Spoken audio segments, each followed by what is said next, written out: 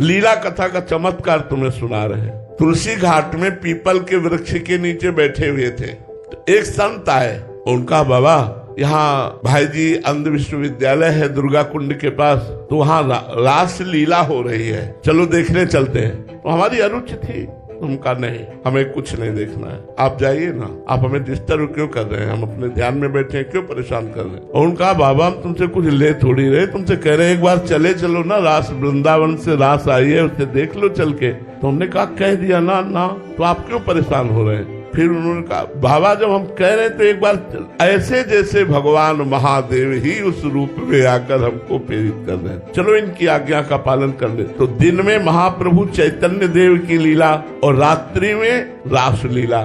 जे ही गए तो सभा लगी हुई थी। महाप्रभु चैतन्य देव का वियोग श्री कृष्ण प्रेम का, और शाम के रास लीला।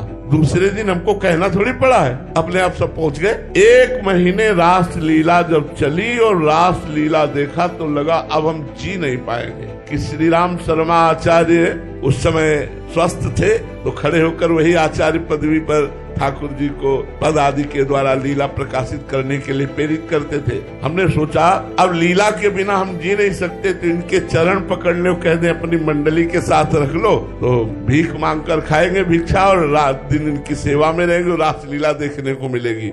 ऐसा हमारे दिमाग में आया, तो हम रो पड़े। हम कहा महाराज जी हम रास लीला के बिना जी नहीं सकते, अब आप अपने पास रख लीजिए, मैं रोज रास लीला देखा करूंगा और मांग के खाऊंगा, आपसे कुछ नहीं लूंगा। वो मानो सदगुरु के वचन निकल रहे थे उस समय। उन्होंने कहा बाबा मेरी बात मान ले, एक बार तू वृंदावन आ जा, तुझे बिहारी जी कभी नहीं छोड़ेंगे। ये श्री राम शर्मा जी के वचन नहीं थे, ये साक्षात भगवान के वचन थे। अब बस लगन लग गई, वृंदावन जाना था। पैसा रखते नहीं थे, कैसे वृंदावन पहुंचे, पैदल चलना तो रास्ता पता होना चाहिए। तो एक संत मिल गए जुगल किशोर जी, तो उनसे हमने कहा, वो थोड़ा दंडोत प्रणाम और कुछ प्रसाद दे दिया करते। हम कहा आप हमको वृंदावन पहुंचा सकते? बोले हाँ बाबा आपको वृंदावन की व्यवस्था मैं कर दूंगा।